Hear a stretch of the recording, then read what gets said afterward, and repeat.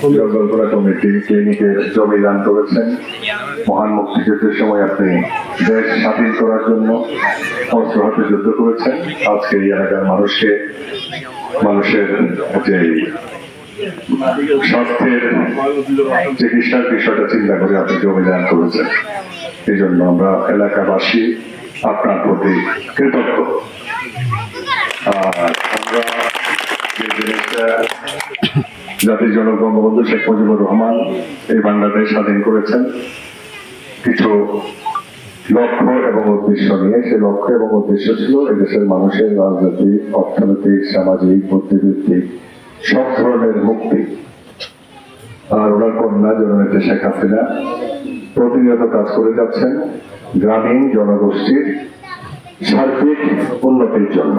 উনি আমাদেরকে এই যে কয়েকদিন আগেও আমি কথা বলছিলাম, আমার কাছে গ্রামে যাবা, একবার প্রত্যন্ত অঞ্চলের মানুষের সাথে কথা বলবা, তাদের বিষয়গুলো শুনবা, ওদের থেকে তুমি সমাজের মূল সমস্যাগুলো তুমি জানতে পারবা। ওনার সাথে আমি দীর্ঘদিন কাজ করেছি, আপনারা জানেন।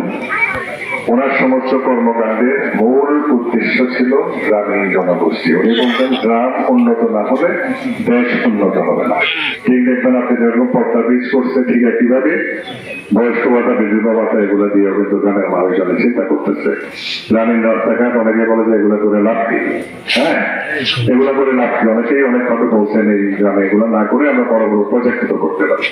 তো সত্যিকার ভাবে আসলে জাতির জনকের স্বপ্ন, ওনার কন্যার প্রত্যাশা সবকিছু মিলে আমাদের কর্মকাণ্ডের মূল লক্ষ্যটা হচ্ছে দেশের মানুষের সর্বাঙ্গীন ভাবে ভালোভাবে থাকতে পারে, সুখে শান্তিতে থাকতে পারে, তাদের সন্তানরা যাতে চিকিৎসা পায়।